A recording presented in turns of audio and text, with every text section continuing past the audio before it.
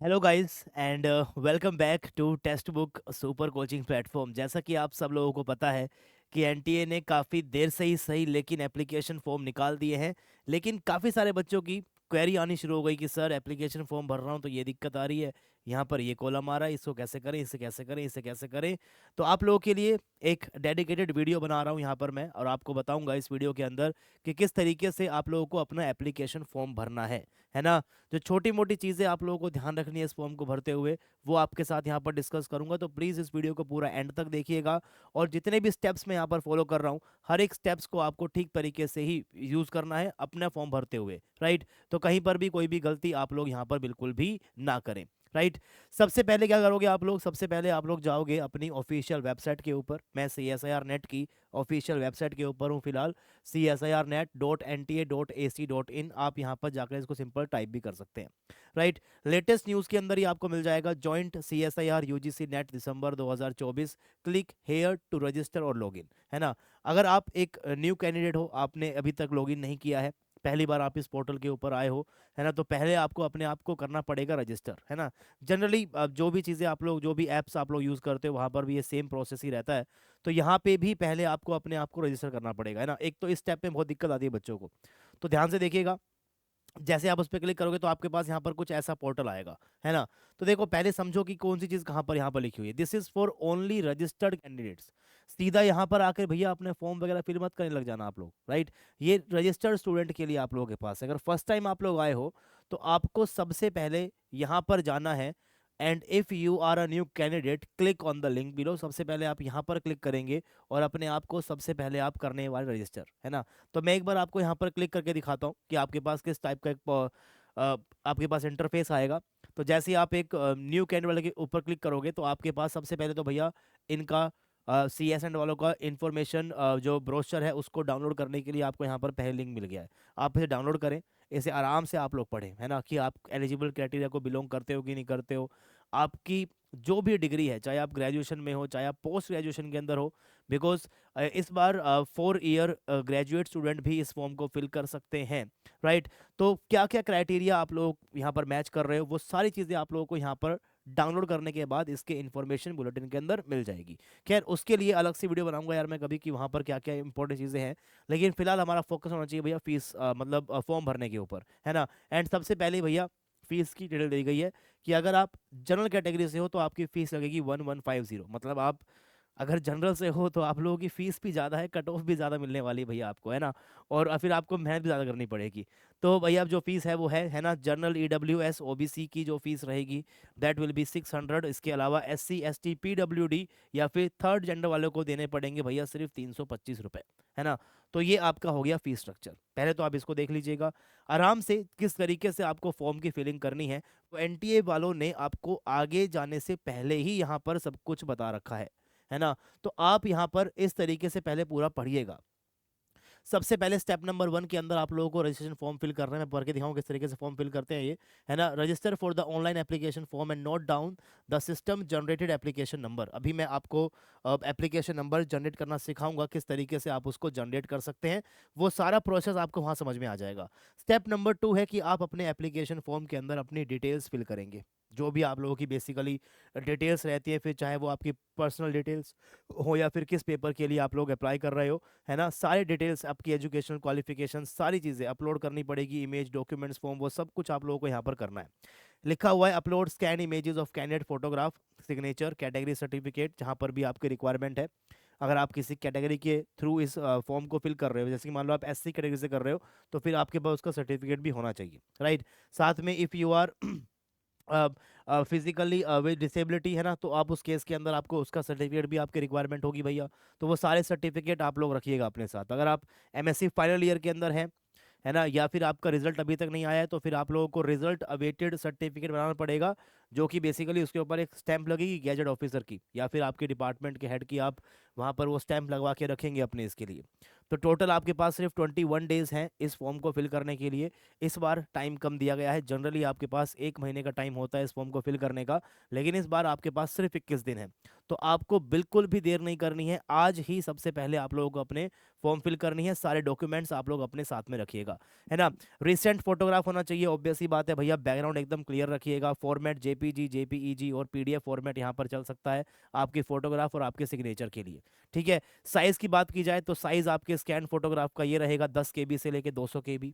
अगर मान लो आपकी फोटो का साइज थोड़ा सा बड़ा है तो यार गूगल का इस्तेमाल कीजिएगा, और गूगल पे जाकर आप लोग साइज रिड्यूसर का यूज करके अपनी फोटो के साइज को कम ज़्यादा भी कर सकते हैं, राइट। इसी के साथ साथ सिग्नेचर वाले जो आपके पास कॉपी है उसका साइज क्या रहेगा वो यहाँ पर मेंशन कर रखा है, एंड आपकी जो सर्टिफिकेट्स है उसकी स्कैंड कॉपी का साइज क्या रहेगा वो भी आपको यहाँ पर मेंशन है। तो सबसे पहले तो इस फॉर्मेट के अंदर अपने डॉक्यूमेंट्स को आप लोग इकट्ठा कर लीजिएगा, ठीक है। उसके बाद इंपॉर्टेंट नोट आपके लिए यहाँ पर है, the candidate has to upload only his और photograph, signature, certificate as mentioned above and not of anybody else. Common sense है यार ये, अगर आप फॉर्म अप्लाई कर रहे हो तो यार अपना ही आप डालोगे सिग्नेचर, है ना, अपनी आपको फोटो डालनी पड़ेगी, और सारे सर्टिफिकेट्स भी आप लोग प्लीज़ बिल्कुल सही डालिएगा, बिकॉज एनटीए के पास उसके बाद में हक होगा कि किसी भी टाइम वो आपको डिस्क्वालीफाई कर सकती है, राइट। सो अगर आप चाहते हो कि आप डिस्क्वालीफाई ना हो तो मेक श्योर करना कि सारी इन्फॉर्मेशन आपकी एकदम ठीक तरीके से आप लोग यहाँ पर डालें in a correct proper manner, as the facility for correction will not be given in the future. Mention कर दिया गया है कि आपको फैसिलिटी नहीं मिलेगी, बाद में करेक्शन विंडो ओपन नहीं होगी। हालांकि बाद में करते हैं, लेकिन अभी जब लिखा हुआ है तो हम तो इसके हिसाब से चलेंगे कि भैया बाद में करेक्शन विंडो नहीं मिलने वाली है। ऑब्वियसली आपका जो एग्ज़ाम है वो लेट होने वाला है, और अगर आपको मान लो करेक्शन विंडो मिलेगी भी तो क्या पता वहाँ पर अपने आप डॉक्यूमेंट्स चेंज ना कर पाओ। तो अगर मेंशन है, बोल्ड लेटर्स के अंदर है, तो आपको पहली बारी में ही एकदम सही तरीके से चीज़ों को यहाँ पर डालना पड़ेगा, राइट। उसके बाद in case it is found at any time in the future that the candidate has used uploaded the photo has used uploaded the photograph, signature, certificates of someone else in his or her application form, ही और she has tempered, मतलब जो भी है, तो उसका भैया उसको बिल्कुल यहाँ से क्या कर दिया जाएगा, डिस्क्वालीफाई तो करेंगे, लेकिन साथ में उसको अनफेयर मींस प्रैक्टिसेस के अंडर में उनको काउंट भी किया जाएगा, तो इस बात का भी ध्यान रखिएगा, ठीक है। स्टेप नंबर 3, लास्ट स्टेप होगा कि आपको यहाँ पर भैया जो आपकी एग्जाम की फीस है वो आपको पे करनी है, अपने हिसाब से आप लोग उसको पे करिएगा। तो ये पूरा आप लोग पढ़ सकते हो, सारी चीज़ें हैं, है ना, मैं आपको करना सिखाता हूँ। यहाँ पर एक आपको पहले एक चेकलिस्ट को चेक करना पड़ेगा भैया कि I have downloaded the information bulletin, मैंने डाउनलोड कर लिया है, मैंने उसको पढ़ लिया है, और अब मैं उसको पढ़ने के बाद ही अपने इस फॉर्म के अंदर जा रहा हूँ। एनटीए वाला आपसे यहाँ पर ये पहले ही चेक लगवा लेता है, ठीक है। तो प्लीज़ आप लोग भी, अगर आप पहली बार भर रहे हैं सीएसएन का फॉर्म, तो एक बार इन सब पॉइंट से ज़रूर गो थ्रू कीजिएगा, राइट। चलिए, तो यहाँ पे हम लोग करेंगे क्लिक हेयर टू प्रोसीड। जैसे ही आप यहाँ पर आते हो तो आपके सामने यहाँ पर ये आएगा कि यार लॉगिन करने के लिए, आपकी आइडेंटिफिकेशन के लिए आप किन चीज़ों का इस्तेमाल करना चाहते हो। अपने आधार कार्ड का इस्तेमाल करोगे, आधार नंबर का इस्तेमाल करोगे, है ना। आपके पास डिजिटल अकाउंट है, मतलब डिजिटली आप लोगों ने सारी चीज़ों को रखा हुआ है, तो उसका भी आप यहाँ पर इस्तेमाल कर सकते हो, अपने उस अकाउंट का आप लोग यहाँ पर इस्तेमाल कर सकते हो। आपके पास डिजी लॉकर अकाउंट नहीं है, बनाना चाहते हो, फिर उसका यूज़ करना चाहते हो, वो वाला ऑप्शन भी आपके पास यहाँ पर है, that I do not have a DigiLocker account, I wish to create my DigiLocker account, तो यहीं पर ही आप क्रिएट भी कर सकते हो, राइट। बेसिकली आपके पास एक डिजिटल लॉकर आपके पास होता है, जहां पर आपकी सारे डॉक्यूमेंट्स की स्कैन्ड कॉपी आप लोग एक ही जगह रख लेते हो।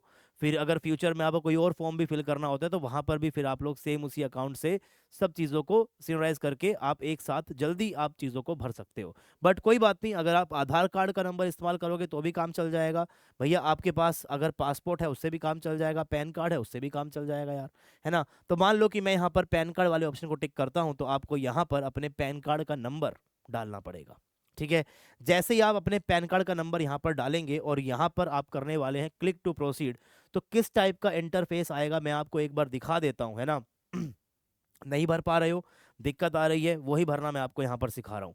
जैसे ही आप अपना वहाँ पर वो फॉर्म फिल कर दोगे, आधार कार्ड वहाँ पर फिल कर दोगे, तो आपके सामने एक इंटरफेस आएगा, जिस इंटरफेस में वो आपसे कुछ डिटेल्स मांगेगा, जैसे कि नॉर्मल डिटेल्स, जैसे कि आप लोगों का नाम पूछेगा, है ना, जेंडर, कैंडिडेट का name, date of birth, father's name, mother's name, है ना, आइडेंटिफिकेशन नंबर, यानी कि अगर आपने पैन कार्ड का इस्तेमाल किया है तो उस पैन कार्ड का नंबर आपसे पूछेगा। यहाँ पर आप टाइप को भी सेलेक्ट कर सकते हो।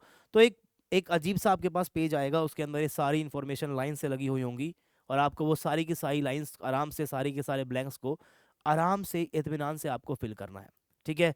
फिल करने के बाद बिल्कुल एंड में वो आपसे एक ईमेल आईडी पूछेगा, है ना, और आपके पास नीचे ऑप्शन होगी अपना एक पासवर्ड क्रिएट कर लो भाई। अपना खुद का एक ईमेल आईडी डालिएगा आप लोग, उसका वेरिफिकेशन होगा, ध्यान रखिएगा, बिकॉज आपको एक पासवर्ड भी क्रिएट करना है। और लास्ट में एक ओटीपी आप लोगों से मांगेगा, वो ओटीपी उसी मेल के ऊपर जाने वाला है। तो वही मेल आईडी इस्तेमाल करें जो वर्किंग कंडीशन में है, जिसको आप यूज़ करते हैं, जिसका पासवर्ड आपको पता है। बिकॉज आगे जाकर कोई भी अगर कम्युनिकेशन होगा तो वो उसी मेल आईडी के थ्रू होगा। तो प्लीज़ अपनी ऐसी ईमेल आईडी वहाँ पर डालिएगा जो आप लोग यूज़ करते हैं।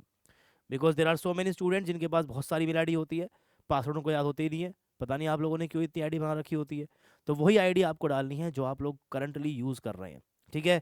और जैसे ही आप वो आईडी वहाँ पर डाल देंगे, है ना, फिर आपकी ईमेल के ऊपर एक बेसिकली ओटीपी आएगा, उस ओटीपी को आपको वहीं पर ही डालना है। और जैसे ही आप करोगे अपने आप को रजिस्टर, रजिस्टर करते ही आपके सामने यहाँ पर एक ऐसा इंटरफेस, अच्छा रजिस्टर करने के बाद पहले आपको वापस से लॉगिन करना पड़ेगा भाई, है ना। जैसे ही आप रजिस्टर कर लोगे, उसके बाद आप यहाँ पर वापस से आइएगा, यहाँ पर अपना एप्लीकेशन नंबर जो आपकी मेल पे मिल जाएगा आपको, उसके बाद आपका पासवर्ड जो आपने खुद क्रिएट किया है ना, उसके बाद सिक्योरिटी पिन आपको डालना है जो आपको यहाँ पर दिखाई दे रहा है। ये चेक करने के लिए कहीं कोई रोबोट तो फॉर्म फिल नहीं कर रहा है ना, ये चेक करने के लिए आपको यहाँ पर ये रिकैप्चा भी फिल करना पड़ता है। जैसे ही आप यहाँ पर लॉगिन करते हैं, लॉगिन करने के बाद अब ऐसा इंटरफेस आपके पास आएगा जहां पर आपका एप्लीकेशन नंबर यहाँ पर मेंशन होगा। एक बार ज़रूर उसको मैच कर ले, मैंने यहाँ पर हाइड किया हुआ है ना। तो जो भी आपका एप्लीकेशन नंबर होगा वो एप्लीकेशन नंबर आपको यहाँ पर दिखाई देगा, एक बार उसको ज़रूर मैच कर ले। स्टेप नंबर 1 था रजिस्ट्रेशन का, वो यहाँ पर लिखा मिल जाएगा, कंप्लीट हो चुका है भैया, बिकॉज आपने रजिस्टर कर लिया है। अब स्टेप नंबर 2 आपके पास है कि आपको एप्लीकेशन फॉर्म फिल करना है। जैसे ही आप एप्लीकेशन फॉर्म पे क्लिक करेंगे तो आपके सामने ये इंटरफेस अब जाकर आएगा। इसमें जो जो ये रेड बॉक्सेस आपको दिखाई दे रहे हैं, ये सारी इंफॉर्मेशन रजिस्ट्रेशन करते वक्त वो आप लोगों से मांग चुका है। तो ये सारी डिटेल्स ऑटोमेटिकली यहाँ पर फिल्ड आएंगी, ऑटोमेटिकली फिल्ड आएंगी भैया आपके पास सारी डिटेल्स। मैंने यहाँ पर डिटेल्स को हटाया हुआ है, राइट, बिकॉज जब मैंने रजिस्टर किया था तो ये सब डिटेल्स उन्होंने मुझसे पूछा था और मैंने यहाँ पर ये सब कुछ फिल किया था। और जैसे मैं वापस से आया हूँ लॉगिन करके तो ये सब ऑटोमेटिकली यहाँ पर फिल्ड था।